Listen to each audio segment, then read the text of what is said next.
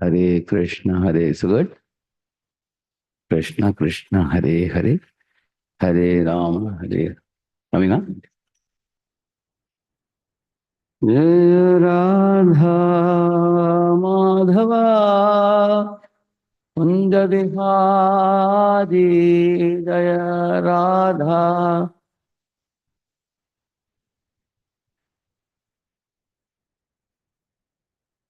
Gopi Jana Vallabha Girivaradari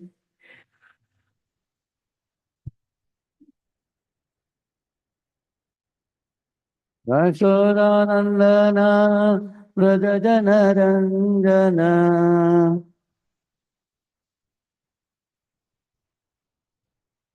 Yashodanandana Vrajajana Ranjana Yamuna Tira Vanachari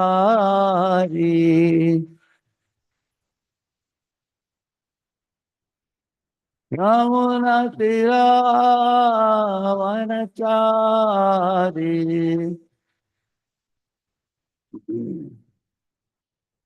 Jaya Radha Madhava Bihari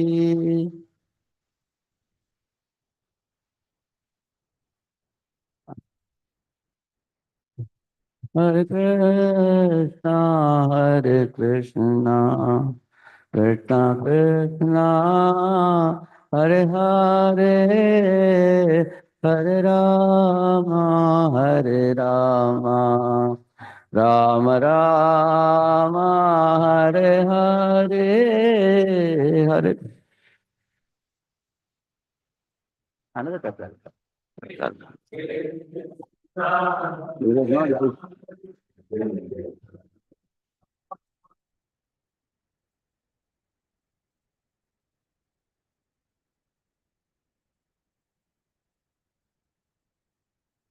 Hare Krishna, Hare Krishna, Krishna Krishna, Hare Hare, Hare Rama, Hare Rama, Rama Rama, Hare Hare.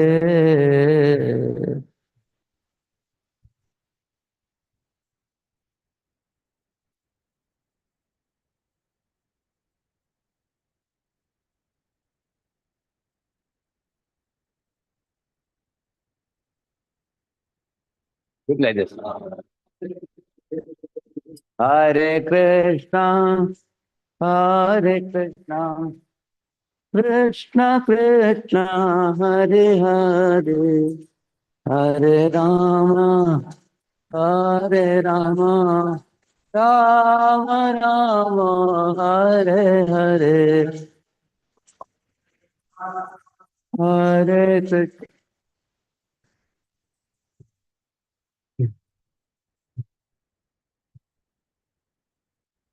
Hare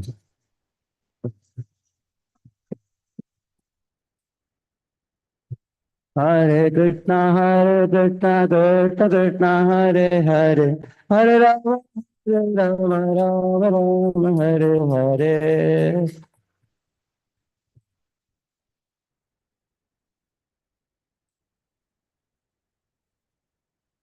Hare Krishna, Hare Krishna, Krishna Krishna, Hare Hare, Hare Rama, Hare Rama, Rama Rama, Hare Hare, Hare Krishna, Hare Krishna, Krishna.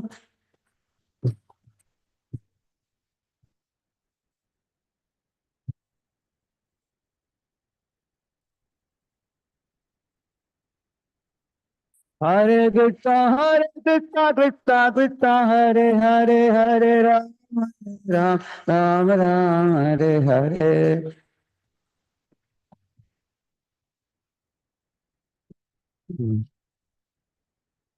Hari Bol, Hari Bol, Hari Bol, Sai Gaura, Hari Bol.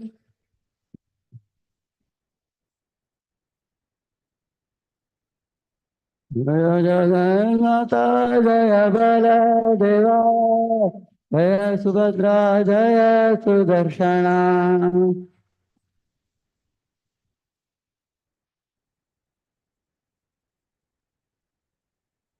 Jaya Radha Radha Radhe.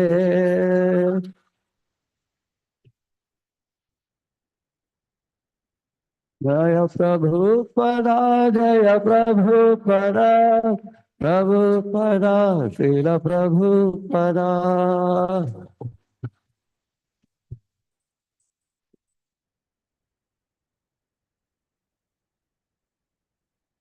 अभिनव पावन हरिनाम संकीर्तन की अनंत कोटि वैष्णव वृंद की ग्रंथराज श्रीमद् भागवतम की ओम अज्ञान तिमिरन्धस्य ज्ञानाञ्जनशलाकया चक्षुरुन्मीलितं येन तस्मै श्रीगुरवे नमः। श्रीचैतन्यमनोभीष्टं स्थापितं येन भूतले स्वयं रूपः कदा मह्यं ददाति स्वपदान्तिकम्। वन्देऽहं श्रीगुरोः श्रीयुतापदकमलं श्रीगुरून् वैष्णवांश्च श्रीरूपं साग्रजातं सहगण रघुनाथान्वितं तं सजीवं साद्वैतं सावधूतं परिजनासहितं कृष्णचैतन्यदेवं श्रीराधा कृष्णपादान् सहगण ललिता श्रीविशाखान्वितांश्च नमा ओं विष्णुपादाय कृष्णपृष्ठाय भूतले श्रीमते भक्तिवेदान्तस्वामिन् इति नामिने नमस्ते सारस्वते देवे गौरवाणी प्रचारिणे निर्विशेषशून्यवादी पाश्चात्यदेशतारिणे नमो महावदन्याय कृष्णप्रेमप्रदायते कृष्णाय कृष्णचैतन्यनाम्ने गौरत्विषे नमः। हे कृष्ण करुणा सिंधो दीनबंधो जगत्पते गोपेश गोपिका कांत राधा कांत नमोस्तुते तप्त कांचन गौरांगी राधे वृंदावनेश्वरी वृषभानुसुते देवी प्रणमामि हरिप्रिये वाञ्छाकल्पतरुभ्यश्च कृपा सिन्धुभ्य एव च पतितानां पावनेभ्यो वैष्णवेभ्यो नमो नमः। जय श्री कृष्ण चैतन्य प्रभु नित्यानंद श्री अद्वैत गदाधर श्रीवासादि गौरभक्तवृंद। हरे कृष्ण कृष्ण कृष्ण हरे हरे हरे राम राम राम हरे हरे। ओम नमो भगवते वासुदेवाय।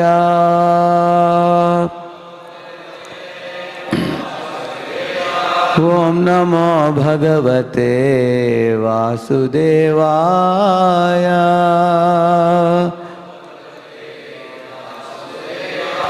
ओम नमो भगवते वासुदेवाय।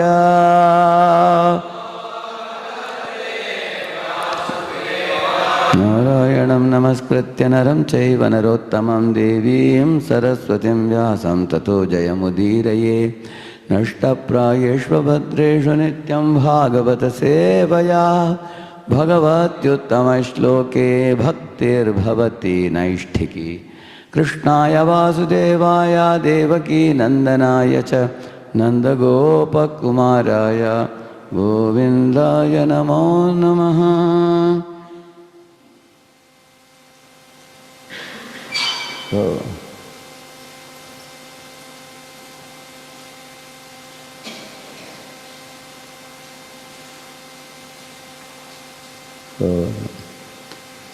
Swarnagaripu has chosen a special topic for today and tomorrow. It is called as Shaky to Steady Spiritual Life. This is based on the book Shuddha Bhakti Chintamani by Shivaram Swami Maharaj. So this is in 5 parts. So in 2 days we will not be able to complete all of them. But I will try to do today part 1 and tomorrow part 2. And in case any of you got very inspired, then you can go through the further parts. You will get the PowerPoint and the lectures for this. So, you know, the Shuddha Bhakti Chintamani is a book which is an elaboration of Nectar of Devotion book. So Prabhupada gave the summary study of Nectar of Devotion. From that, many principles have been taken and fluffed. For example, how should we associate with senior devotees? Little information is available. One should, like in NOI, it says, Anya Nindadi Shunyam, Hridamipsitha, Sangalabdya. One should associate. But there is not much information available about how to associate. So, what Maharaj does in this book is taking such things as how a neophyte devotee meets a Mahat, and then how he performs Mahat Seva in many, many chapters. And how from semblance of devotion we come to true devotion. Semblance of devotion means like Bhakti Abhas. Bhakti Abhas means externally it looks like Bhakti, but it is not proper Bhakti. So from that, how to come to real Bhakti. Similarly, there is an Antaranga Sadhu Sangha, Bahiranga Sadhu Sangha. External association with Sadhu and truly associating with sadhus and taking advantage. So this book is like a masterpiece, you can say. There is a sequel also to this book called as Sankalpa Kaumudi. That's another big bulky book. So 2 bulky books. First you can study this Shuddha Bhakti Chintamani and then you can go to that also. Both are meant for Vaidhi Sadhana Bhaktas. These books have the potential to bring us to Raga Bhakti. That kind of very deep understanding if you implement this. And the beauty of this book is only Shivaram Swami Maharaj is himself disciple of Srila Prabhupada. And in each of these chapters, you will see he brings missionary spirit of Prabhupada. Prabhupada quotes. And he also has run that ISKCON temples himself in Hungary. He made a very huge farm community, thousands of devotees there. So he has both experience of temple life and farm life. And he's a spiritual master, disciple of Srila Prabhupada. So all those things you will see that while writing the commentary, he has also taken into account devotees living in cities like all of us here, you know, brahmachari's role, grihastha role, everything Maharaj knows. So he has accommodated all these things as a part of the commentary. That's why I love this book. It's not like, sometimes you read Bhajana Rahasya of Bhaktivinoda Thakur or Jaiva Dharma of Bhaktivinoda Thakur. They are written at a different time and different context. And for us to take those books and implement right now may be a little difficult for some people. Some people read the Acharya's books and they want to become Bhajananandis sometimes. But this book is not like that. This book is written right here in our contemporary time, keeping into account ISKCON situation. So that is why I love this book. And till now I have finished about 60 or 70 PPTs on this book, and I will be doing it further also. Almost 2/3 of the book I have completed, making PowerPoints and speaking. Other 1/3, the time to come I wish to finish also. For example, the Shastras very clearly indicate, pointing towards Shuddha Bhakti. For example, somebody is a jnani. It says, Bahunam Janmanamante Jnanavan Mam Prapadyate. With what understanding? Vasudeva Sarana. So a jnani ultimately comes to the lotus feet of Vasudeva. It says. Somebody says, I'm a yogi, yoginam api sarvesham Madgatena antaratmana shraddhavan bhajate yomam samyaktam. That means, tapasyabhyo adhiko yogi, jnanebhyo pimatodhikah, karmibhyascha adhiko yogi, tasmat yogi, bhava arjuna, become a yogi. What type of yogi? Bhakti yogi, he says. Yogi nam api sarvesham madgatena antaratmana. Take any path, it ultimately points fingers towards bhakti yoga. You will see. Take, for example, path of karma yoga. Yajñartat karmanaha anyatra lokoyam karma bandhanaha, he says. Bhuktaram yajñatapasam. These verses say that karma yoga ultimately culminates in bhakti to Lord Krishna. You will see that. So, if everything culminates in bhakti, then what is the need for the different paths? Correct, no? Somebody may have that question. If karma, jnana, yoga and all these things are given in the Bhagavad Gita and finally Krishna brings bhakti. So the explanation is given by Acharyas that if you directly tell about bhakti, people will not know its value. Therefore, karma path only engages senses. Jnana path engages only the mind. And the yoga path engages the intelligence. But bhakti engages the heart. When heart goes to God, then intelligence, mind, sense, all of them run with the heart. You all have that experience. When somebody gives a heart to somebody, then they agree to marry that person. Then they give their body, their heart, their mind, their salary pack also, and the house also, vehicle also, everything they give. Correct, no? Once you want that person, everything is given. Correct, no? Therefore, you don't give your heart, you lose your heart. Because giving means you take out money from your pocket and give. But when it comes to love, love is a different game. In love, you don't give, you lose your heart. Therefore, in t-shirts you find, I lost my heart in Vrindavan. He doesn't say, I gave my heart in Vrindavan. See, for giving, you have to use your intelligence. When it comes to heart, Krishna charms you magnetically. The world may shout at you, people may mock at you, ridicule you, but devotee says that Krishna has stolen my heart. So, therefore, the path of bhakti is a crest jewel path. But to put our step in further stages of levels of bhakti and go to Shuddha bhakti, we need many, many qualifications, which will be explained in this book. So, each slide I will explain in a few words, and then we'll keep proceeding like this, okay? Who has a mic with you can read it? And this will require rapt attention and no distraction because the subject is very serious and also it is a bit technical in the sense that, Maharaj gradually takes it.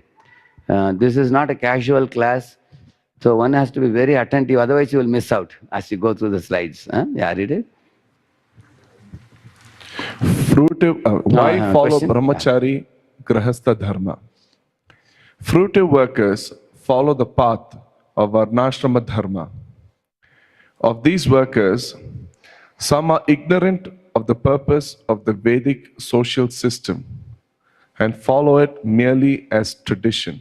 Example, family traditions. Others see the varnashrama society as a vehicle for religious life. Example, Ajamila. Still others participate in it out of duty and to set a perfect example. Example, King Janaka. Yeah. So, about Ajamila, you will read in the second chance book, Prabhupada nicely explains. He was Shruta Sampanna, very learned in the Vedic texts and all. He was a Shilavan, he had very good habits. Sadachari, he was having proper etiquettes and conduct and behavior. Dridhavrata, he got up in the morning and he would go and pluck the flowers and bow down to God, and he would do Trisandhya, morning, afternoon and evening, Sandhya Vandan and all that. So he was actually doing all the rituals. There is a Naimitika karma and Nitya karma. The Gayatri mantra and all Nitya karma. And something like Shraddha and all is Naimitika. Occasionally you do it. So he was very faithful in those duties.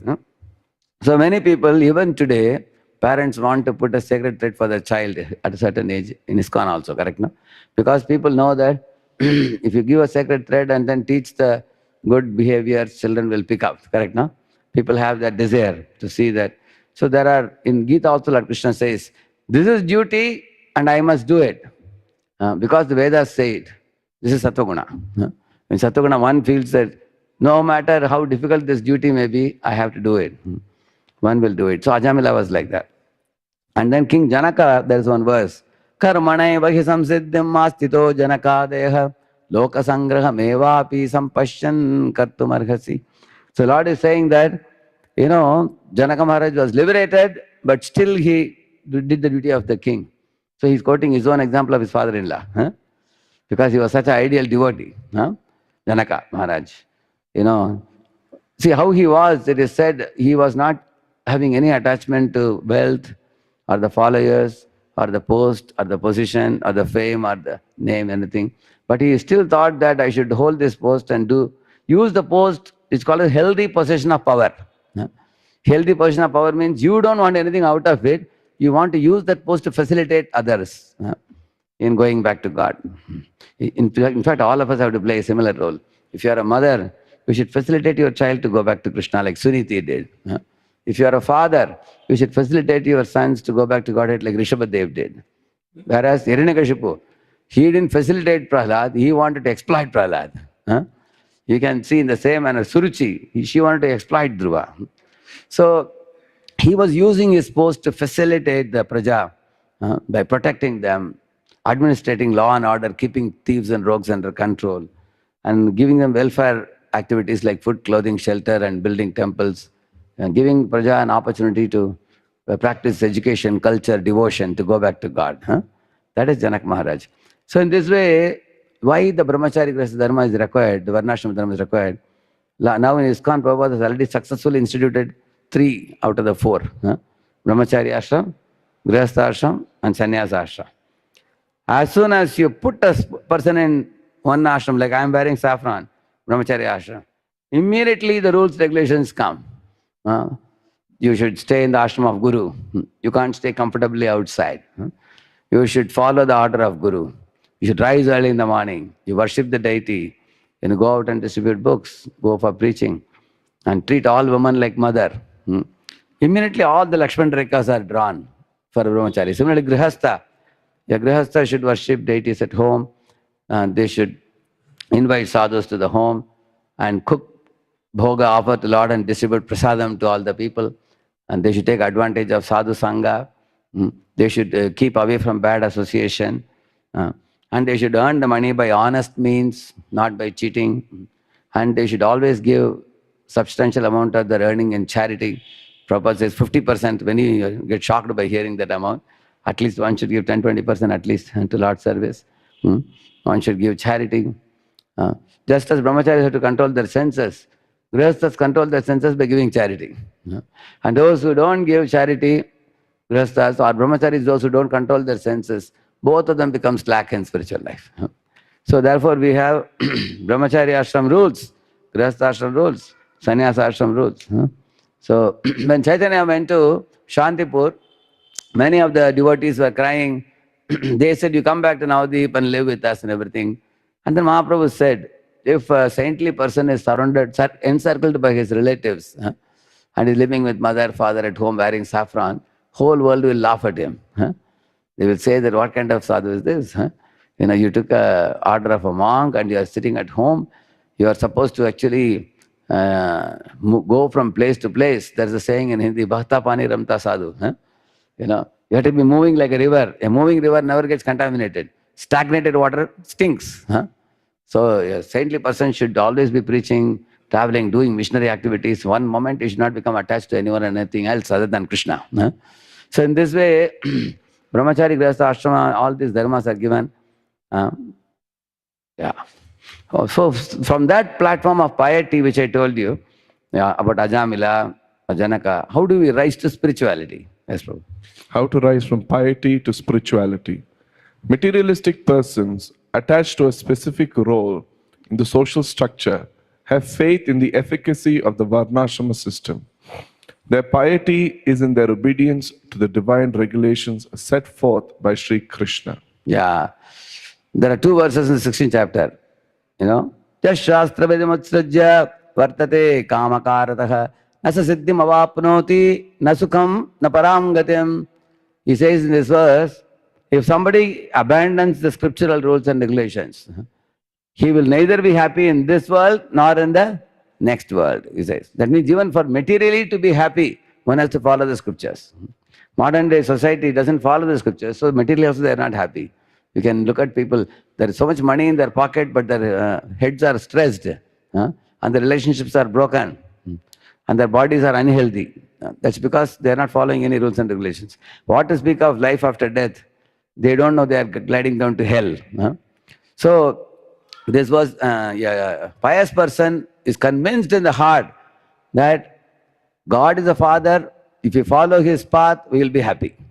That's why they come to temple. Thousands of people come to temple, bow down to God, circumambulate him, offer some flower to him, fruit to him, accept some tulasi prasad, shatari, everything. So they have the firm faith that this universe is created by the Lord, and all living entities are maintained by him, and God's laws are given in his books.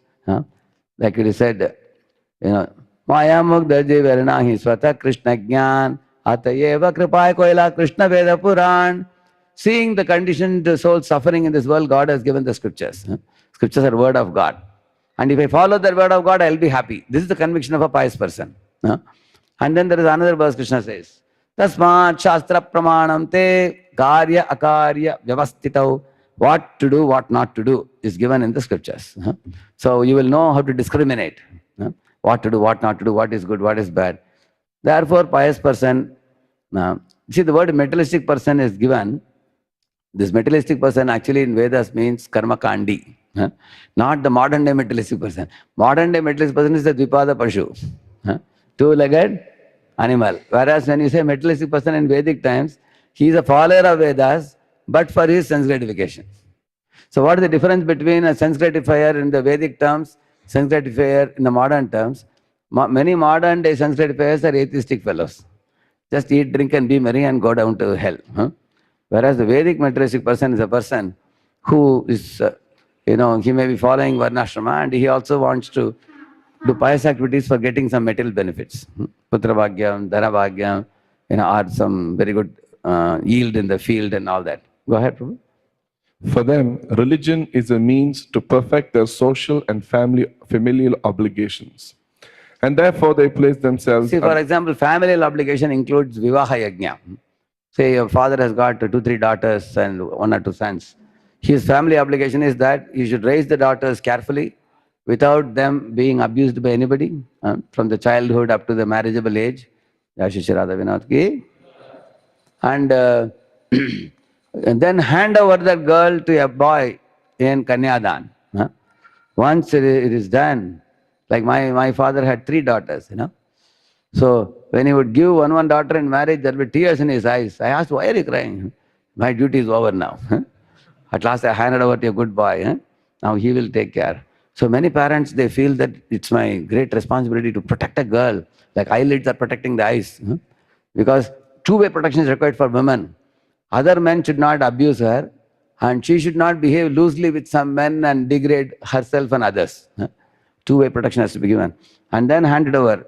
Therefore, it's a familial obligation, getting the daughter married, raising the son and situating him in a good profession or something, and then not keeping any debt for the children. Rinakarta pitra shatru, it is said. If father gives rin, then it becomes the enemy to the children, isn't it? And another family obligation is that a man should not look at any other woman as an enjoyable object other than one's own wife, because then the children will be misled by his erratic behavior of adultery.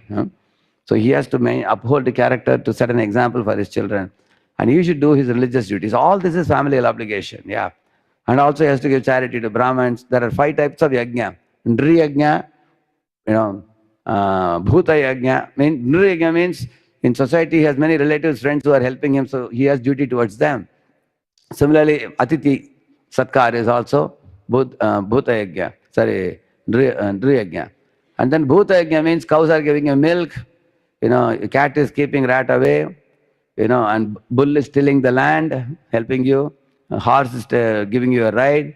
Donkey is lifting the clothes and everything. So this is actually called Bhuta. You have to do some service to them also. Maintain them. Take care of them. Similarly, Deva Yajna, Devatas are giving rain shower, sunshine, moonshine, all those things. We have to also do some pujas for them also. We have obligation. Deva Yajna. Rishi Yajna, they are teaching you the right conduct, behavior, everything. So we have to study. We have to take care of them by giving charity. We have duty to them. Then there is a Brahma Yajna, which is the study of the Vedas. So 5 types of obligation a householder has. All these are familial obligations. Go ahead, Prabhu. And therefore they place themselves under the guidance of learned Brahmanas and voluntarily restrain themselves from irreligious acts. Although such people consider their gain to be peace, happiness, and prosperity, in reality they gain something else.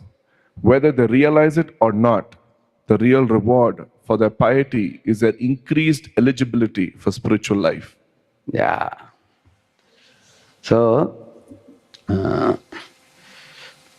once I was going for one program, it was Maheshwari community. There were about 500 business people coming together, along with their wives, children, family, and all. So, they had asked me for a topic. So I was planning to speak on this Bhoktaram Yajna Tapasam, correct? No? Sarvaloka Maheshwaram. So keeping that in mind, so I had given them some topic related to spirituality. I had given something like I don't exactly remember the topic what I had given. I had given spirituality.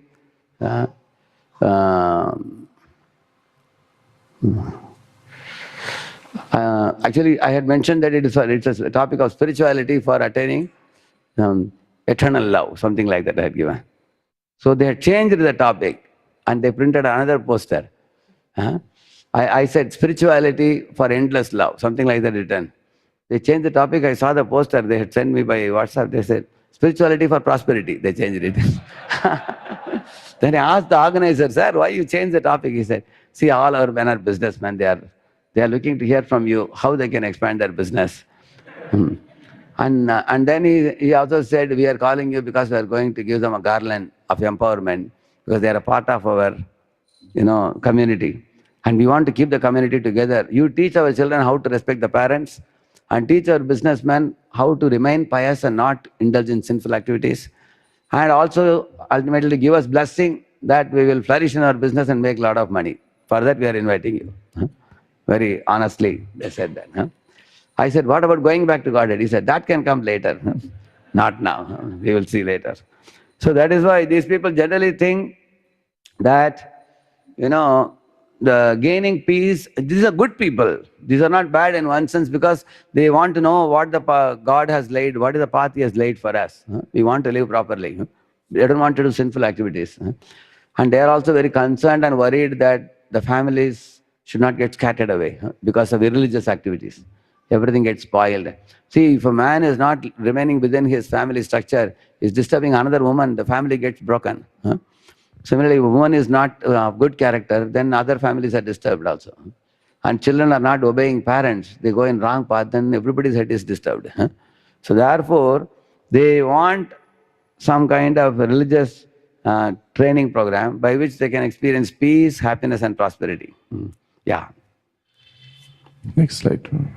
Whether they realize it or not, the real reward for their piety is their increased eligibility for spiritual life. That's the whole point. When you live a pious life, what happens?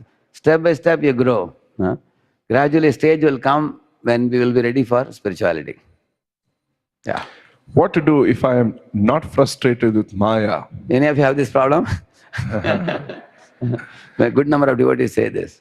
Persons governed by the lower modes of nature are unaware that they should become attracted to Krishna and please Him by their work. They are less intelligent. Alpamedhasam. Bhagavad Gita as it is, 723.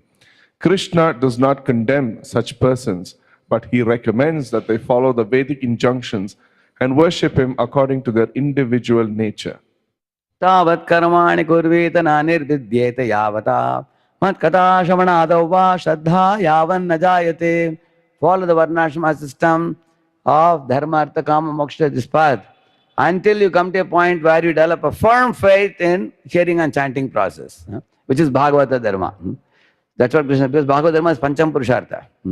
So if somebody has not come to the point of having firm faith, hearing and chanting alone can take me back to Godhead. Then that person, till that conviction develops, he is supposed to perform all these activities and offer to God. Now go ahead. As long as one is not satiated by fruitive activity and has not awakened his taste for devotional service by Shravanam Kirtanam Vishnoho, one has to act according to the regulative principles of the Vedic injunctions. Yeah. So, what is the meaning of satiated? In this world, uh, okay, one little story, if I tell you, you'll understand this point. Once a villager was going from his village to the next village, he was going in a bullock cart. huh? So on the way, he was going through a jungle, there was a tree, big, large banyan tree. So he got off from the bullock cart to take his lunch. So as soon as he sat, he heard some murmuring sound, wondering, because the other, behind the tree, the other side of the tree, one sadhu was sitting and chanting Hare Krishna. So this fellow saw, and in Vedic custom entails that you should not eat without giving somebody. So then he asked the sadhu that, oh sir, can I serve you some prasad also? The sadhu said, no, I have already taken. You carry on, proceed, no problem. So this man asked the sadhu, Kya kar rahe hain? What are you doing? He said, I am chanting Hare Krishna, he said. And then the sadhu asked him, what are you doing? He asked. The man said, I am going in my bullock cart to that next village, carrying this some stock of grains and other things to be sold. So, and then sadhu asked, what do you do with that? He said, now I will sell this, make money, and my plan is to, get 3 more carts. Once I get 4 carts, I have a lot of yield to be sold. Right now I have only 1 cart. Then 4 carts can be in action. When I get much more money, he said, I want to get a tractor along with a trolley, where you can store a lot. And sadhu asked, what is your ambition after that? He said, I have 4 sons. I have to build 4 houses. So I will build 4 houses and give them one each. And then I want to also get them one tractor also, along with the trolley. If I can do that, it's a big achievement in my life, he said. After that, what you will do? After that, what? I can just relax, I can retire. They will run everything. Then I can chant Hare Krishna, he said. And sadhu said, that's what I am doing now. Because why he said, because this man asked sadhu, aap kuch kaam nahi karte? He asked him, you are not doing any work, you're just sitting and chanting. And that is why sadhu asked him question after question after question. He said, you're asking me what I am doing, I am chanting, which you are going to do later, I am doing right now only. That part I am doing. Then the man understood that although this is the right thing to do, but my mind is not yet ready to do this. Because I think that there are so many things in this world that I have to do. That's what he is saying. Tavat karmani kurvita na nirvidyeta yavata. The detachment has not arisen. So, for example, one group of ladies came to our temple. They were all in middle age, something like 40 to 50, 55 in that age group. So it seems that they are a part of some kind of club. So they came, they took Balaji Darshan, they're very happy, they were reciting some shlokas together. So I told one of the congregation devotees, counselors, this whole group can become devotee. If you can take lead, take this group and cultivate them, all of them can become devotees. So they tried, only 2, 3 can be, 3, 4 could become devotees. But majority of them like to be a part of the club, but they don't want to become serious devotees.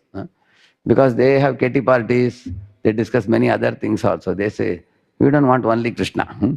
We want other things. We want to go to movies sometimes, we want to go to party, we want to go to SL World, Disney World. We want to have some fun. Some people have become 70, 80 also, still they want fun. That means they need one more body. Correct now? Because this body has become old now. Some people feel romantic desires even at 70, 80 also. That means the jiva requires a youthful body for continuing their romance. So that is why he says here that jivas don't get frustrated easily. It's not that they don't know there is suffering in the world, they know there is suffering, but their intensity to enjoy is far stronger. So therefore he says that then you follow the regulative principles, okay. Give charity, call sadhus to home, do some yajna, continue the Vedic activities. Go ahead. Why Krishna shows demigod worshippers special interest? If the faith of the materialists is not contaminated by Mayavad conceptions, it will grow, and over a long period of time, the tendency to accept and follow authority will strengthen, lead to a semblance of devotion to the Supreme Lord, and ultimately to pure devotional service. In other words, faith in demigods ultimately leads to a faith in Krishna. Very amazing point, isn't it? Like even all of us, I remember when I was a small kid, I used to do this Kandar Sashti Kavacham, we call it. Huh? Kaka, Kaka, Tadayara, Kaka, Noka, Noka. There's a prayer. Huh? Oh, Skanda, please protect my cheeks, protect my ears, protect my forehead, protect my head, protect my hand, protect my every part of the body. The whole focus is myself only. Huh? You should protect whose body? My body. And which part of the body? That I will give him list. Huh? This part, this part, this part, this part, every part. And also you would meditate on those parts, and then when you finish the Kandashashti Kavacham, now you got Kavach all over your body now. Huh? You're protected. Now I can go for my job or whatever. Huh? So later on, as I read the scriptures, I understood that Murugan or Kartikeya is only a Devasenapati. You know, he is only a commander-in-chief of the Devatas. And the chief of the Devatas is Indra. And also Brahma is a very big role. And Brahma, Vishnu, Mahesh, they are Trimurtis. When I heard all these things, I understood, oh, I have been worshipping a fellow who is just heading the army. He's like a commander-in-chief. He's not the king. So then I started researching on the Shastras and who is that personality who is the central figurehead. So more and more research, I came to the point of understanding Vasudeva. Lord is the central.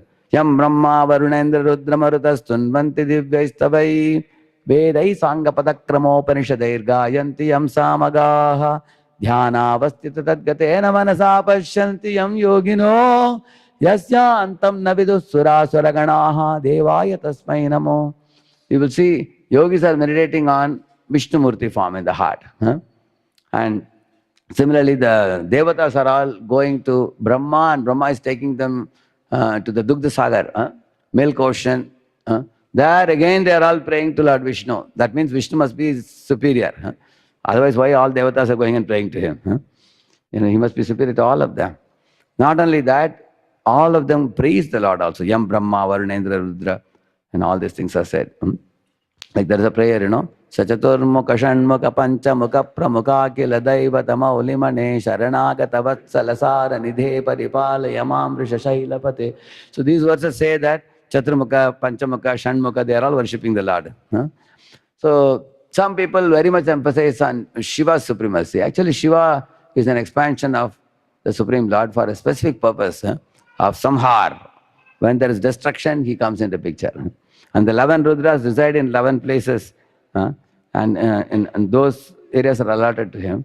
But you will see Vishnu is there in everything. Vishnu is the heart of every living entity. All the devatas go and pray to him. And Eko Havai Narayana Asin, na Brahma, na Ishano, na Chandro, na Agni, na Prithvi, na Apo. Like that he says. And then Narayana Brahma Jayate, Narayana Prajapati Jayate, Narayana Indro Jayate, Narayana Ashto Vasabo Jayante, Narayana Ekadasha Rudro Jayante. Like that it says. In the dawn of creation, only Narayana existed. And from that Narayana, everyone else has come. So when you study the Shastras in a totalistic way, you will see that you'll arrive at the absolute truth, but that takes time. It may take many lifetimes for many people. Because as he says, step by step, you see, as long as they are free from Mayavad conception, you know, their authority, they will follow Vedic authority. Semblance of devotion means, like for example, I am born in a Shaivite family. You know, me and Gaurang Prabhu, both of us, we come from a Smartha family. But then, not only we would go to Shivan Koil, we would go to Vishnu's temple also. We would go to other Devatas temple also, which means we don't have very big objection to worshipping Supreme Lord, but we weren't knowing exactly who is Supreme. So that's what he says, there's a semblance of devotion in the beginning. Gradually it will lead us to Shuddha Bhakti over a period of time. So the demigod worship cannot be totally outruled. The demigod worshippers cannot be condemned because many demigod worshippers are open to accepting. One example I'll tell you.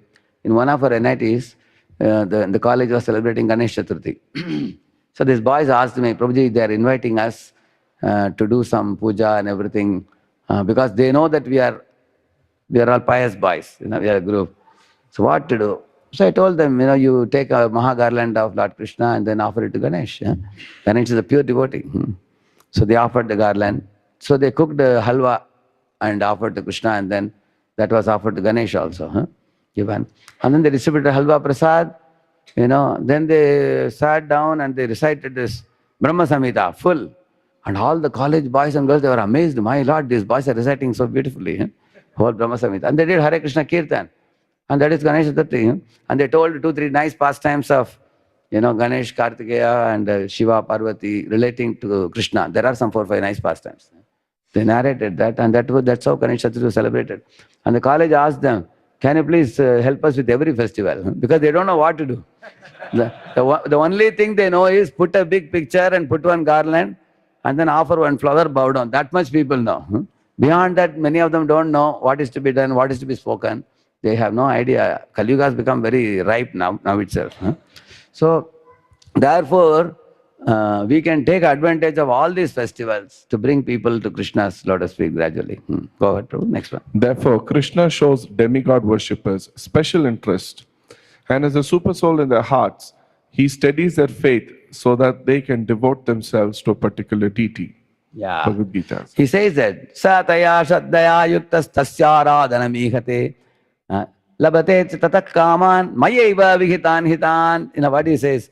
He says, people who go to demigods, I only inspire them to surrender to that demigod. He says, really? Krishna inspires you to surrender to demigod? Why? Because he makes demigod look very attractive. Like before coming to Krishna, I was very attracted to Shiva. Because Shiva used to sit like this, with his trishul here and with his jata, Ganga coming here. So I got a big picture of Shiva and put on the wall. And I used to regularly chant this Om Namah Shivaya in those days. Almost 15, 20 years I was doing. So I used to go to the terrace and chant like that. I was attracted to Shiva. But who causes our attraction to Shiva or Ganesha or Kartikeya? Krishna only, he says. Why? You may have a question. What Krishna thinks. If this Jiva is developing some faith in the Vedas and he has some faith in this Devata, let him have that faith. And over a period of time, his faith in the Devata will become so pure that he will not ask anything mundane. At that time, the Devata will escort him to Krishna. When you develop a pure desire that I don't want anything material, you develop a innocence, just like Kannappa Nayanar, for example, he was a worshipper of Shiva also. There are 63 Nayanmars in South. They are all considered pure devotees of Shiva. So they don't go to Brahma Jyoti, they go to Shiva Loka because they are personal worshippers of Shiva. And in Shiva Loka, what is happening? In the Kailash, Shiva is doing kirtan. There is a big kirtan going on all time, 24 hours kirtan. We only do 24-hour kirtan Ekadashi day, many temples. But there, the kirtan is continuously going on. And all these great devotees, they take part in the kirtan with Lord Shiva, and Shiva makes them pure devotees, and then he dispatches them to Vaikuntha beyond that. So, and there are other worshippers of Shiva who consider him like an impersonal entity. So they go to Brahma Jyoti, that kind of. So they call him as a Muktinath, they call him. And if they offend Lord Vasudeva, then they cannot go get moksha, they cannot get that also. So in this way, people who worship the devatas, Krishna says, okay, Prabhupada gives an example for this. Like a flower, like sunflower is very attractive. Why? It doesn't have honey. A fly comes and sits thinking that, oh, it looks so beautiful, it must be having some honey. When it comes and sits, not finding any honey, it goes away, but the pollen sticks to his feet. So then there is a pollination which happens. And that's how it is able to do reproduction. For that purpose, Lord makes the sunflower attractive. In the same manner, Prabhupada says that a young girl, when she is like 16 or 18, there's a spark in her eyes. She looks very attractive at that time. So some boy will come and say that I will marry this girl and maintain her. That attraction is kept so that she will get shelter. She has to get shelter, correct, no? Get married. It's a marriageable age, she gets married. Imagine in that age, in the age of 16, she is extremely obese and not looking very attractive. Then she will not get a boy very easily. But Lord has made arrangement in such a way that these three things, Prabhupada gives example. One is the child also. How many of you have found the small one's offspring very cute looking, like small elephant, correct? Puppy, correct? Puppy dog, pussy cat, and newborn children with pinkish hands and moving the hand and leg like this. Both hands, legs, everything is moving. They look very tender because they need to get love. Everybody want to pick up the child and put on their lap, caress the child. And by that love only the child grows. when they get that. And once you grow to, 20, 25, 30, that charm will not be there like the way you are a small baby. Huh? That charm will not remain afterwards. Huh? Because that time you are self-dependent. You don't depend so much on others. Huh?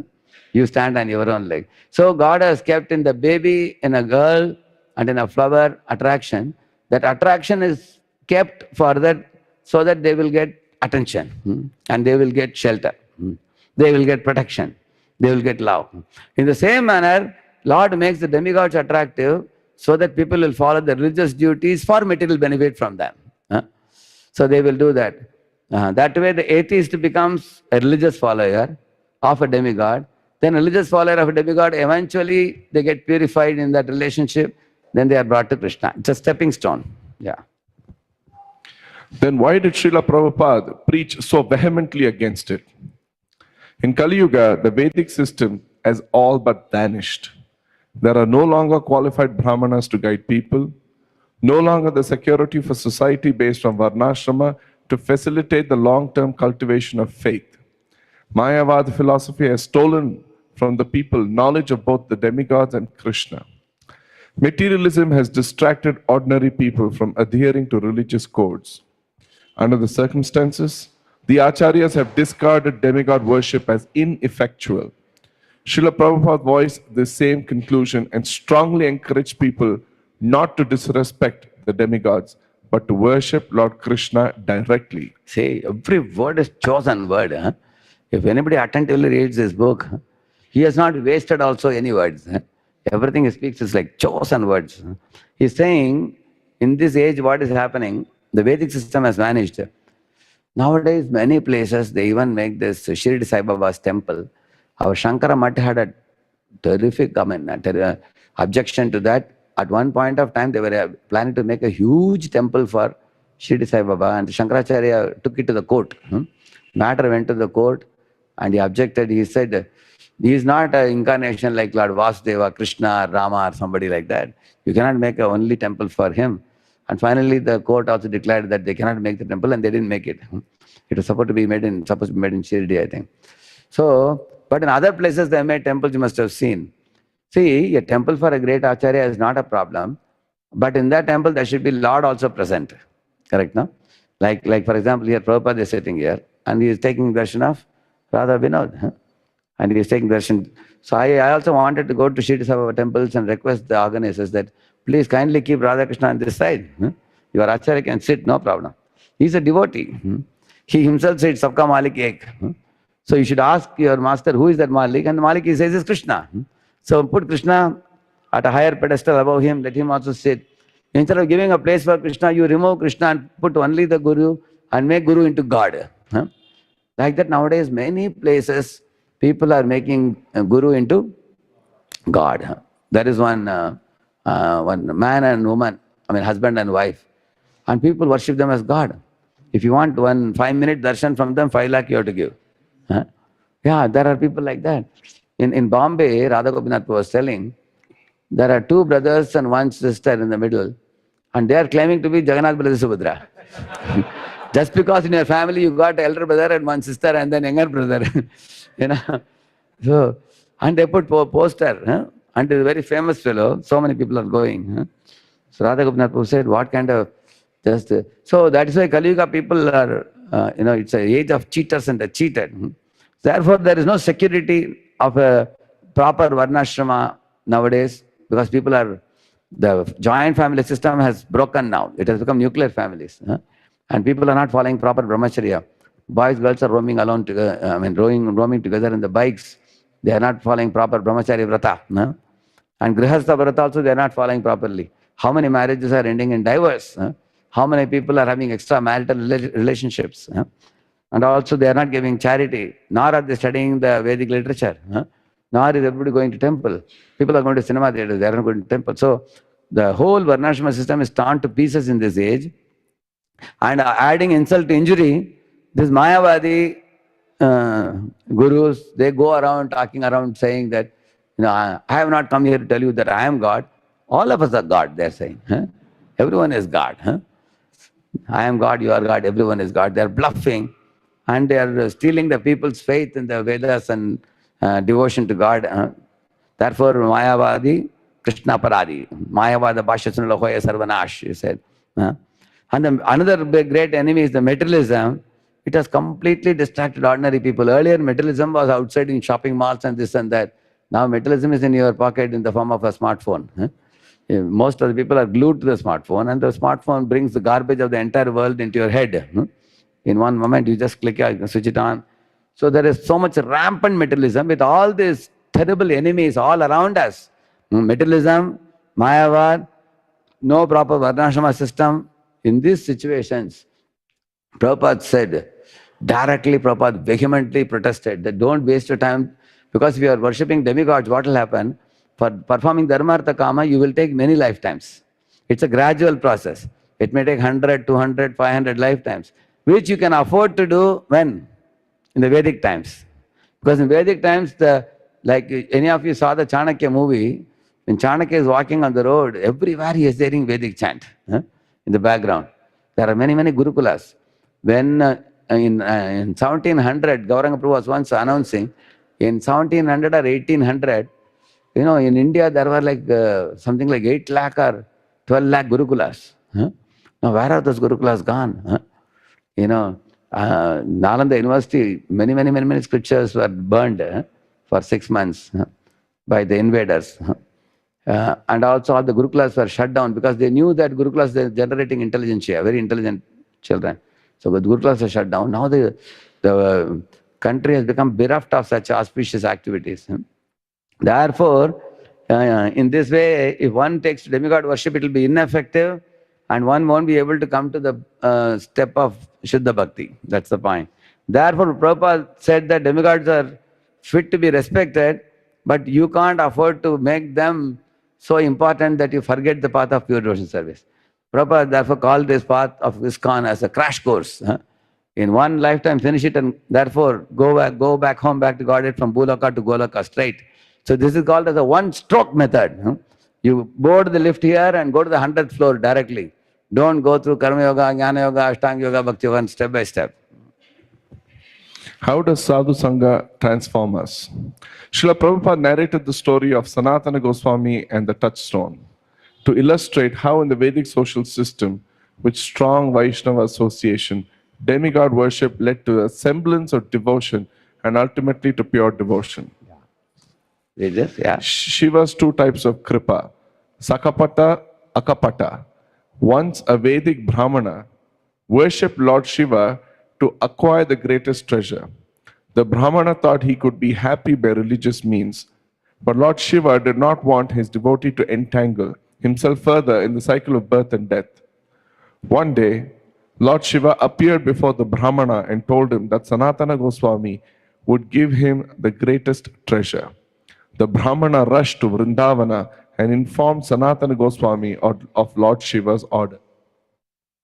Material delights don't last forever.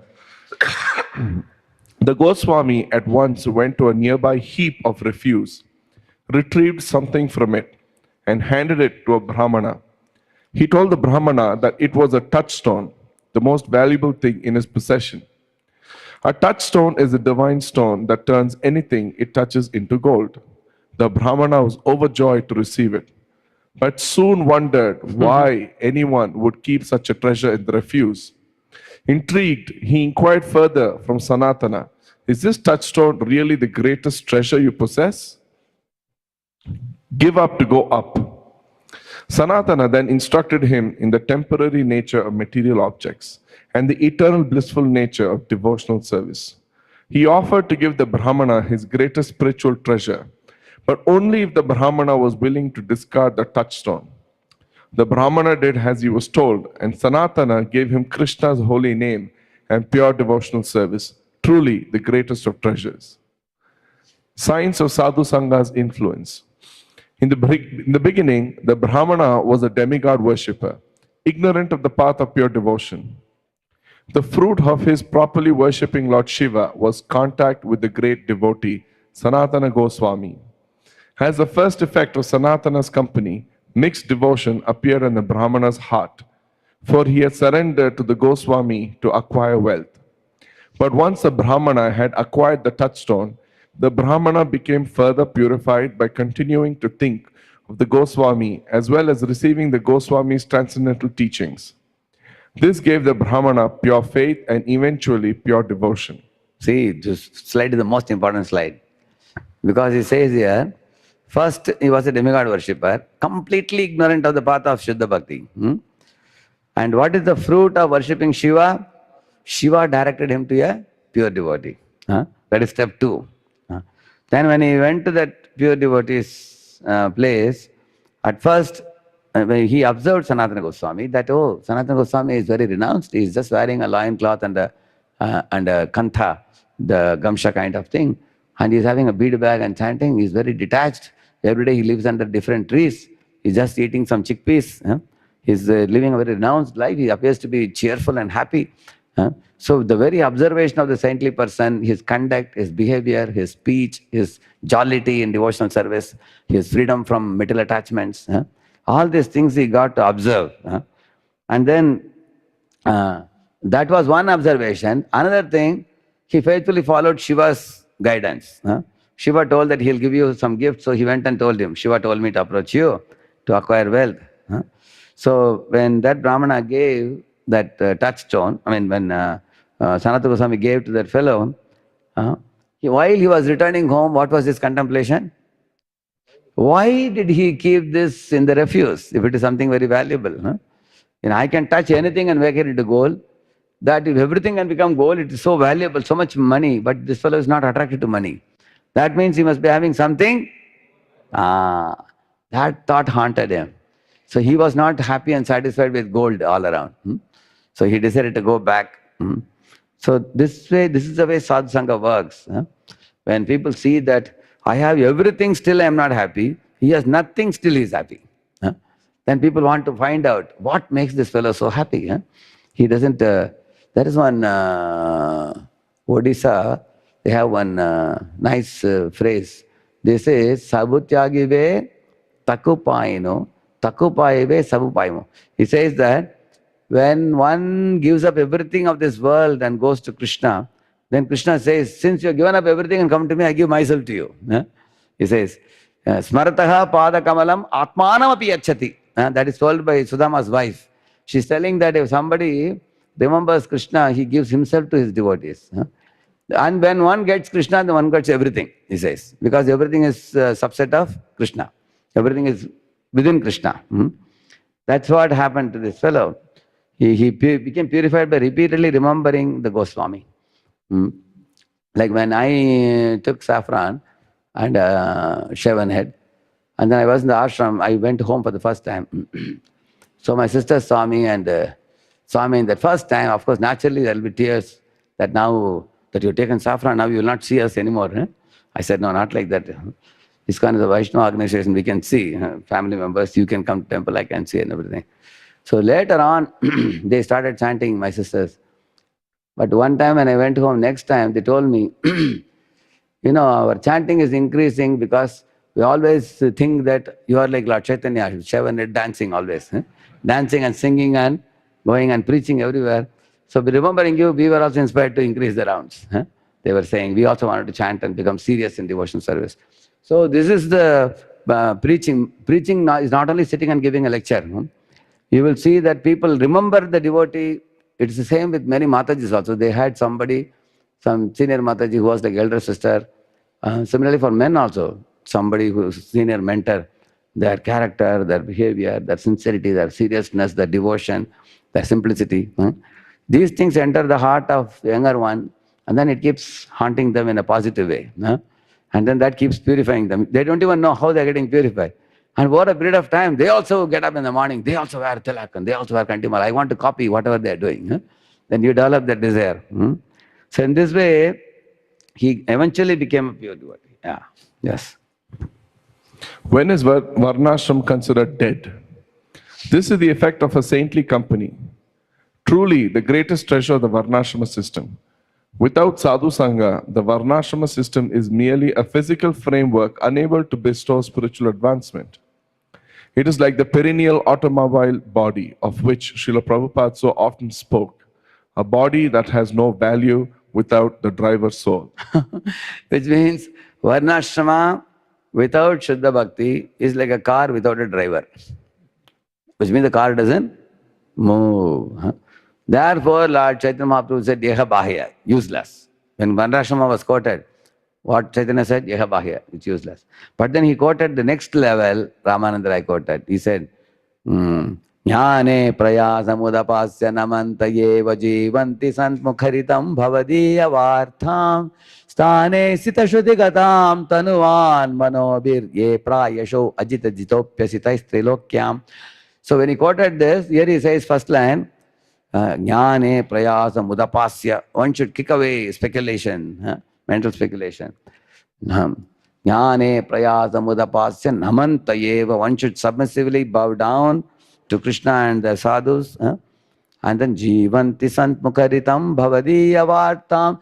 Those sadhus for whom Krishna is the life, Krishna is pran.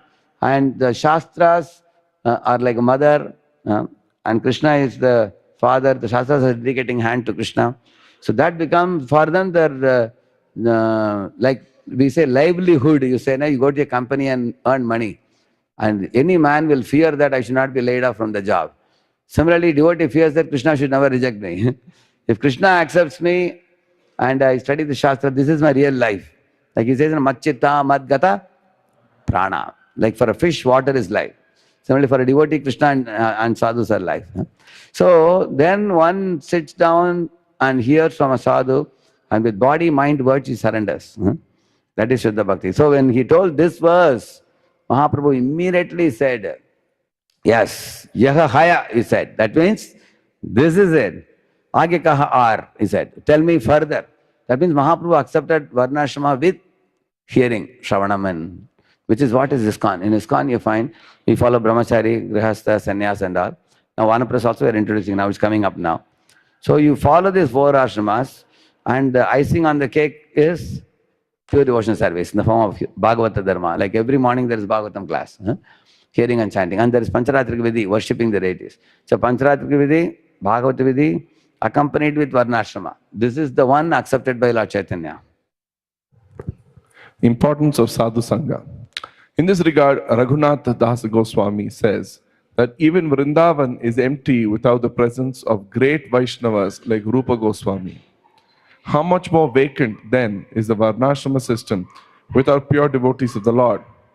Shunyayate Mahagoshtam Girindro Ajagrayate Vyaghra Tundayate Kundam Jivatu Rahitasyame. Now that I no longer have the sustainer of my life, Sri Rupa, the land of Raja, has become empty and desolate. Govardhana hill has become like a great python, and Radha Kunda has become like the gaping mouth of a ferocious tiger. Sri Stavavali, Sri Radhika Ashtottara Shata Nama Stotra 11. Yeah. So, similar point that, like we say, in that song, Jayanilo Premadhana Karuna Prachur Hena Prabhu Kota Gela Acharya Thakur.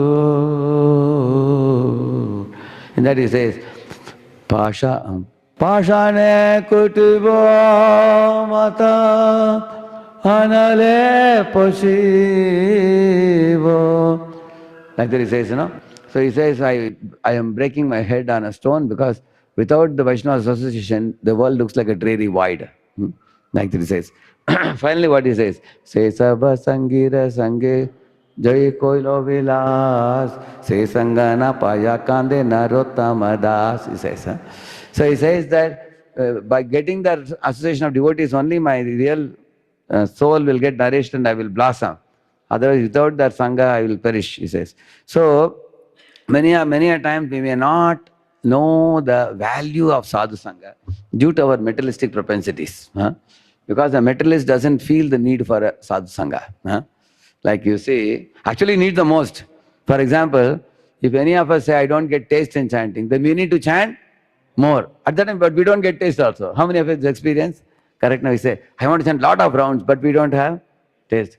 Similarly, the fellow who needs sadhu sangha the most, he doesn't feel the need for sadhu sangha. That's a very amazing thing. On the other hand, there are people who are really sadhu-like, very genuine, and they are already very, very evolved, but they desperately feel the need for sadhu sangha. It's a great paradox, isn't it?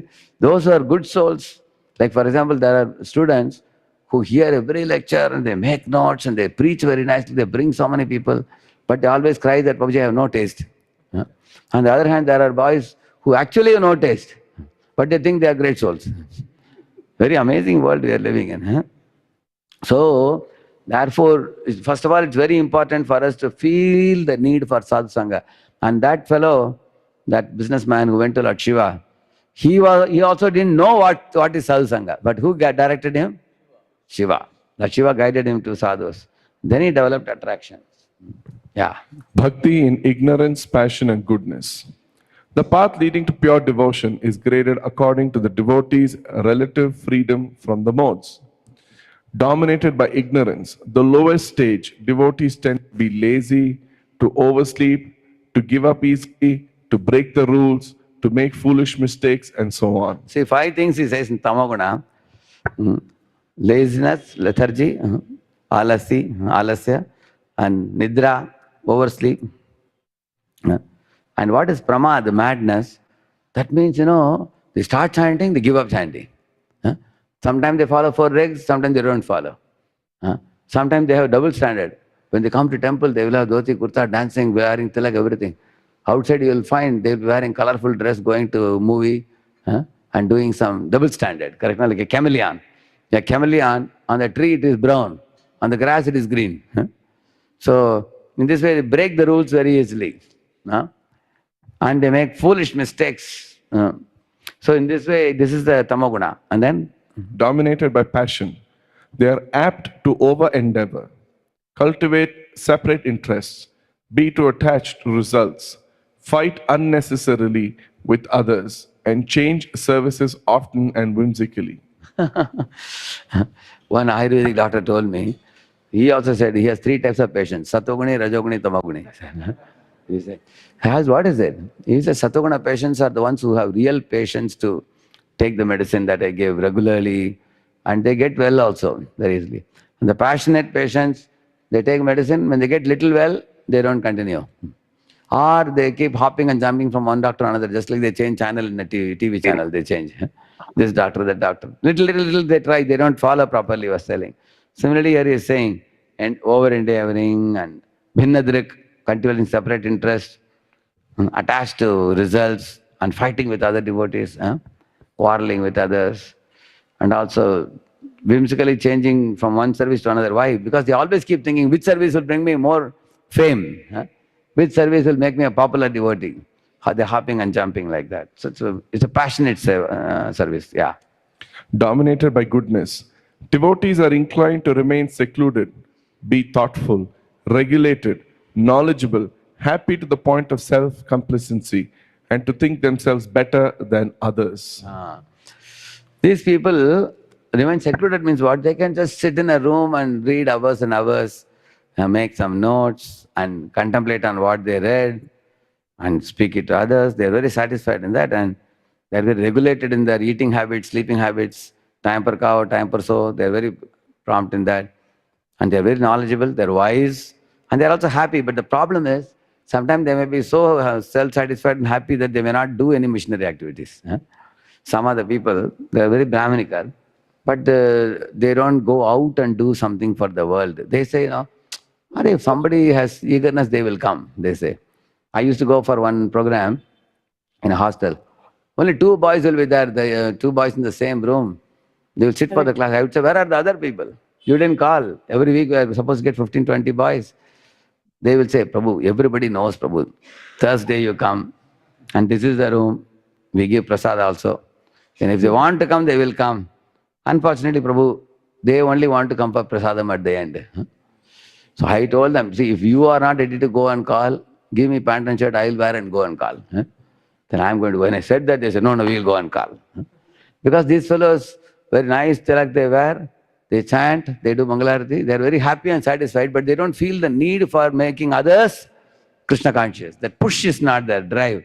That's the problem in Sattva-guna, sometimes people become complacent. So complacency means which guna? Tamaguna. That means from Sattva-guna they can come to Tamaguna. Similarly, if a person due to his knowledge becomes proud, then from Sattva-guna he comes to Rajaguna. Practical tips for Grahasthas to be steady. What are the practical things someone does to cultivate goodness and gradually free him or herself from the sense of I-ness and minus? Based on Bhagavatam 11:13:4, Krishna says that mode of goodness becomes increasingly prominent when one studies religious scriptures such as Srimad Bhagavatam, chants mantras such as Hare Krishna mantra, performs rituals such as worshipping Krishna's deity forms, practices meditation such as remembering Krishna's pastimes. So in this, if you see, we are having Bhagavatam class, that is the first point. And chanting Hare Krishna, we have japa also 2 hours every day. And then we have deity seva also. That's why many of the temples, Grihasthas actually take up deity worship service. And Jiva Goswami especially says for Grihasthas it's very important because they touch the bodies of the children and the wife, and therefore some attachment develops in that. That attachment becomes purified when they touch the deities and dress them, and decorate them and celebrate festivals for them. That is Pancharatriki Vidhi, then there is Bhagavat Vidhi, then there is Nama Jap, and then all these things will lead to remembering Krishna's pastimes. Yeah. Practical tips for Grahasthas to be steady. What are the practical things someone does to cultivate goodness and gradually free him or herself from the sense So of some more I-ness and points are minus? given. Yeah. More. Householders can free themselves from material contamination by embracing a way of life that harmonizes with the illuminating quality of goodness. This means that Grahastha devotees should live a family life without much attachment. They should eat, sleep, dress, and bathe according to Brahminical standards. And they should always avoid associating with or residing with non-devotees. As for employment, they should maintain themselves by honest work, without excessive endeavor, and without becoming overly dependent on others. Yeah. Nowadays, boys coming out of the colleges, they join IT companies, and the IT companies sometimes squeeze them out for 15, 16 hours a day. And they become overly dependent because they need a lot of money to purchase a house, eventually paying EMI. And then they need to buy a car, and the wife has many needs, and children have many needs. So they become overly dependent on the materialists. Because of which they have to slog like anything, like a dog has to wag the tail and work under a master. In this way, the life becomes a life of slavery, like that. And how can a Grihastha man escape from this? There are a few things one can do. One should learn to spend less and save more. And one should also cut down unnecessary expenses as much as possible. So one has to observe one's life. Like one can live in a small house or a big house.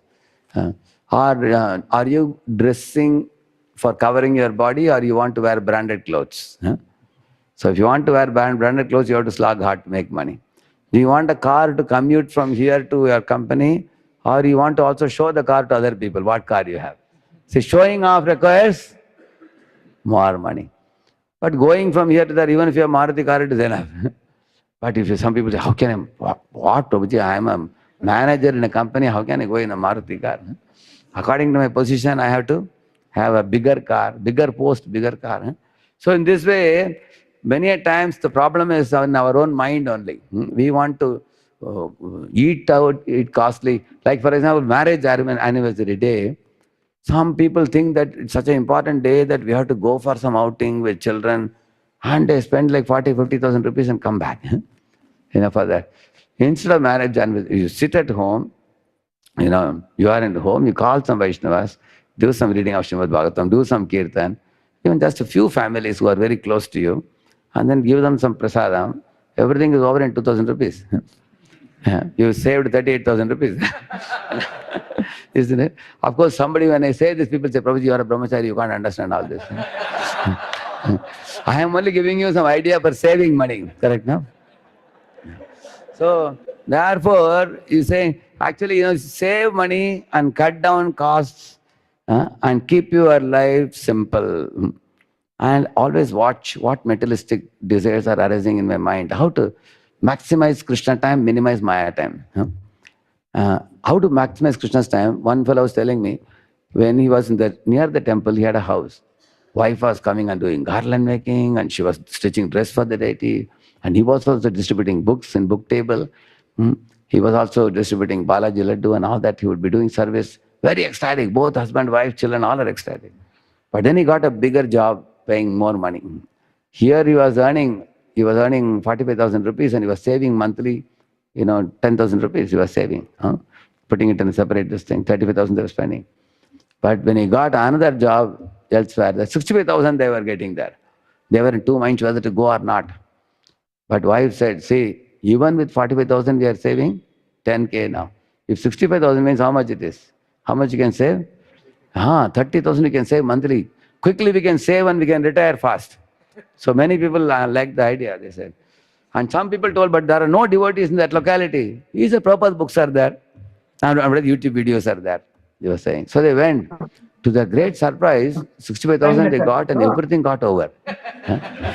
Because they went from a 2 BHK to 3 BHK. They went from a small car to a bigger car. And they could not save anything. 1 year he worked, again he came back. He said, better to earn less and save more than to earn a lot and save nothing. So that's the whole idea. If you keep your material life simple, then you can save money and cut down costs through simplicity, and then you have time for Krishna. Yeah. How does one purify mamata, mind, that causes attachment and pride? Those who follow the Varnashrama system and who adhere to these regulations rise through the stages of the semblance of devotion outlined below. Fruitive workers first recognize their obligation to Krishna when they come to know him as the supreme proprietor. To ensure their material prosperity, they offer the Lord the results of their work, Sakama Karma Mishra Bhakti, and display the beginnings of detachment. As a result, their sense of minus somewhat slackens. But although these materialistic devotees regularly hear that they are not the body, due to ongoing attachment to family and society, their sense of I-ness remains entrenched. They cannot help but identify with the body. See, the secret of this is what? For example, you ask any grihastha, one of the things that is most dear to them is the money. Because money becomes the means for purchasing enjoyments. Correct, no? You want a car, you need money. You want a fridge, you need money. You want to build a house, you need money. You want to send the children to a good school, you need money. So money is very dear. Therefore, whatever is very dear to you, that you should give to Krishna. So why? Because, for example, if you give that dear thing to Krishna, then you will always remember that I have given to Krishna, and you want to know how they are using that money. Say somebody is giving charity to temple for a particular purpose. You will go and check, are you using it for that purpose? And by going to temple, you will associate also with devotees, and then you will grow very nicely. Correct, no?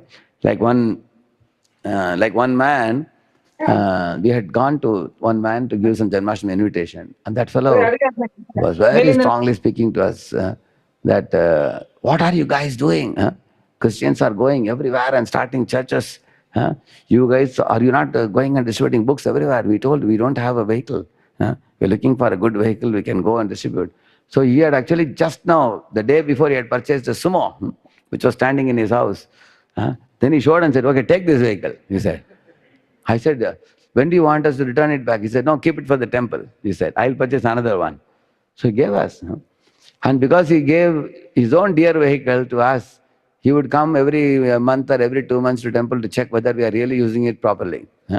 Whether we are going out and distributing books. And in the course of coming, we gave him prasad, we gave him darshan, we gave him japa beads, everything like that. Because he was connecting with devotees. 7 years we used that sumo to go to villages and distribute books and everything. So one of the days he came to see the sumo. He himself saw that it has become like a bullock cart. Gada, gada, gada, gada, it's moving like this. So then he said, tomorrow I will give you another gift, he said. Then he went and brought another sumo. He gave a second sumo to us. So in this way, by giving to Krishna, he gradually reduced his minus. My sumo has become Krishna's sumo now. That's why the minus can be reduced, he says. But still, the ahankar will be there that I am a very charitable person. Huh? That possibility is there. How do we remove that one?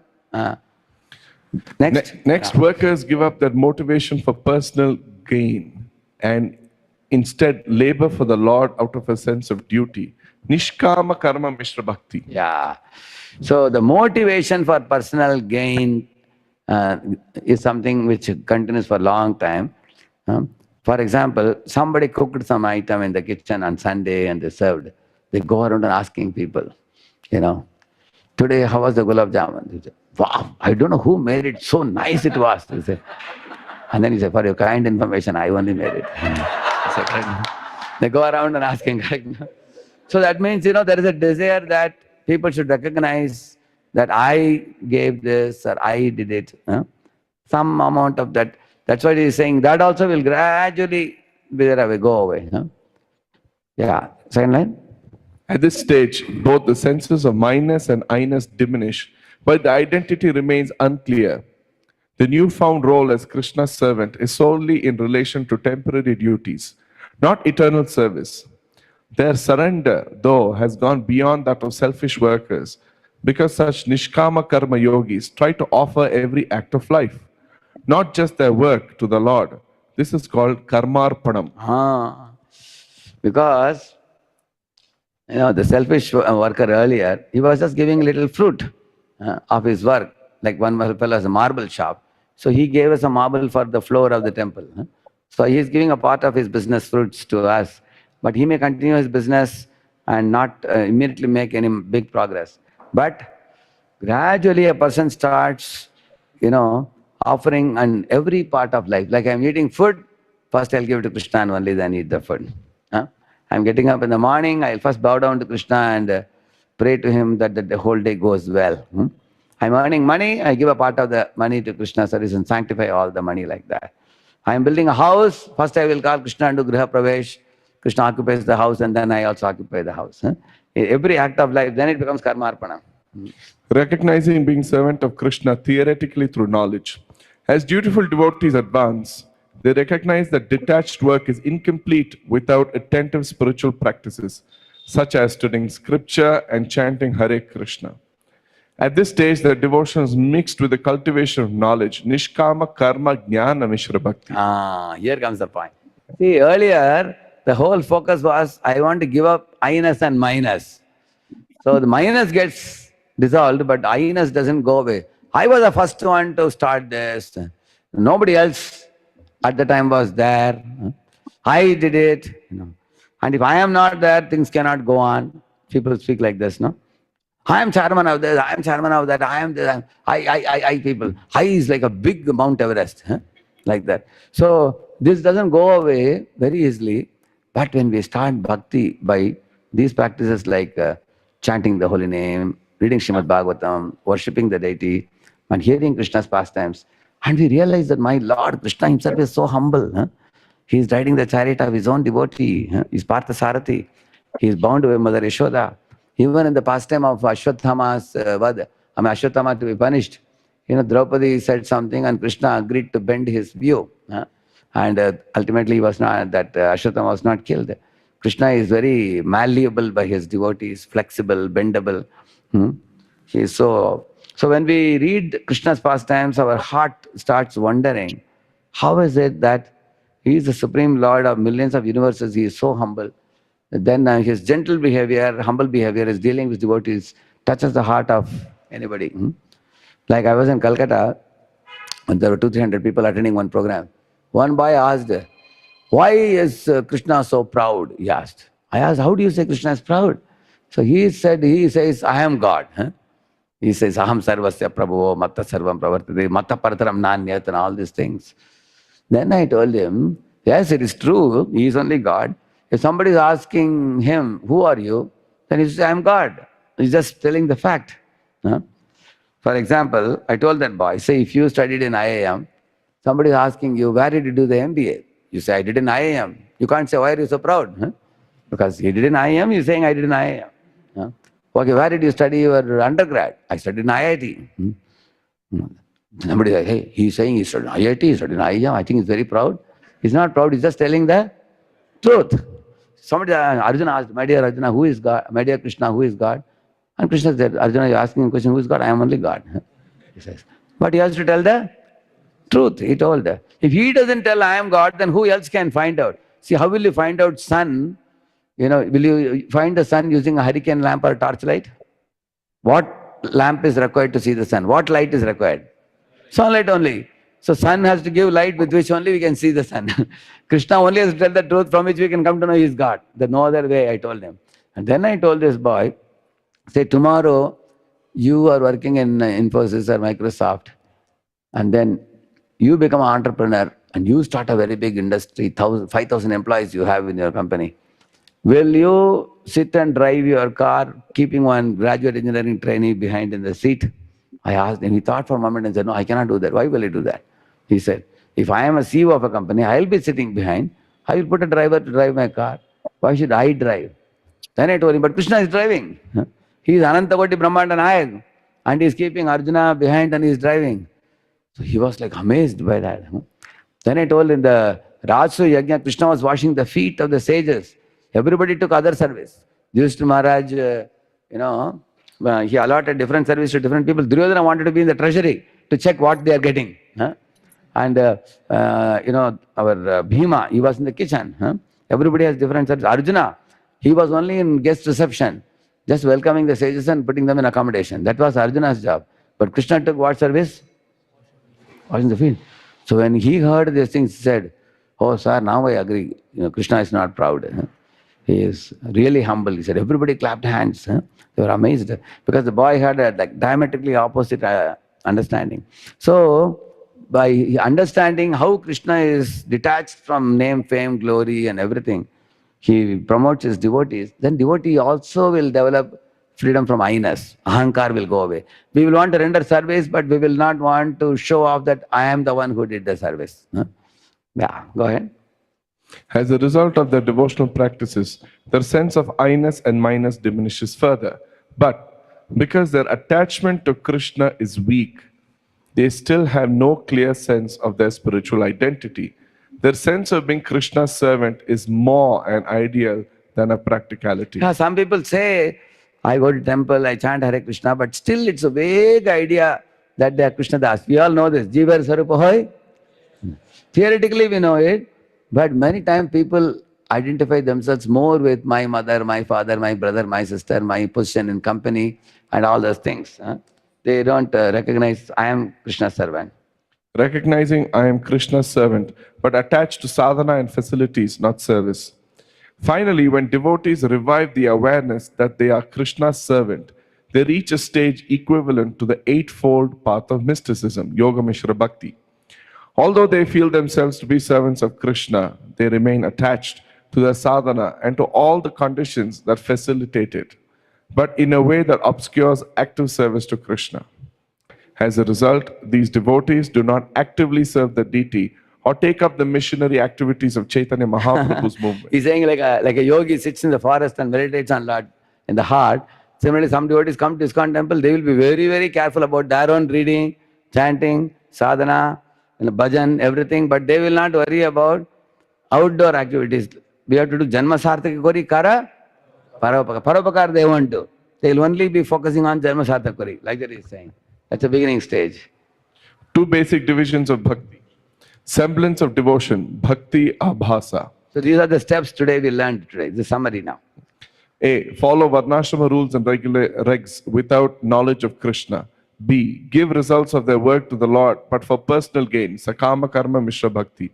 C. Offer the results to Vishnu without desire for personal gain, nishkama karma mishra bhakti. D. Offer the results of work in full knowledge of the Lord, nishkama karma jnana mishra bhakti. E. At last, they become absorbed in the mood of devotion of Vishnu, but do not actively serve him, Ashtanga Yoga. Two basic divisions of bhakti, pure devotion, Shuddha Bhakti, Uttama Bhakti. Only one type, pure devotees have only one goal, to please Krishna. They make no demands of the Lord. Rupa Goswami has given stages of pure devotion in which spiritual emotions awaken and gradually intensify to the point of unalloyed love. 1. First persons develop pure faith, Shraddha. 2. then associates with pure devotees, sadhu sangha. 3. Perform unsteady devotional service to Krishna, bhajana kriya. 4. Under Guru's guidance, give up misgivings, anartha nivriti. 5. Firm faith awakens and bhakti fixes in devotee's character, nishta. 6. At this point, a strong taste for devotional service awakens, ruchi. 7. Attachment, asakti. 8. Ecstatic emotion, bhava. 9. Pure love of God, So prema. these are the steps, which means beyond Varnashrama, you can see that Shraddha, Sadhasaka, Bhajana, Kriya, this has to develop. Huh? One lifetime approach or gradual route. Devotees should not take up the activities of the semblance of devotion, thinking them easier than practice of pure devotion. Neither should they think that Srila Prabhupada's one lifetime approach to pure devotion is too demanding, or that the gradual route through the semblance of devotion is more realistic. Why? You will get answers for this in Shaky to Steady Spiritual Life, Part 2. That's Thank you. tomorrow. Yeah. Srila Prabhupada ki. Thank you very much. Hare Krishna. So, if you have, any of you had questions, you can send it to Sonagori Prabhu. I will answer the questions tomorrow along with session 2. Okay? Yeah, some 5 questions have come already. Which is it? Tomorrow I'll answer them. I'll start with answering them tomorrow and then continue the next session. Okay. Thank you. Thank you. Srila Prabhupada ki jai.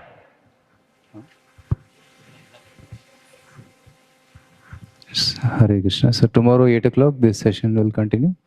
Shake it study part 2. So prasadam is arranged for all the devotees in the prasadam hall. Hare Krishna.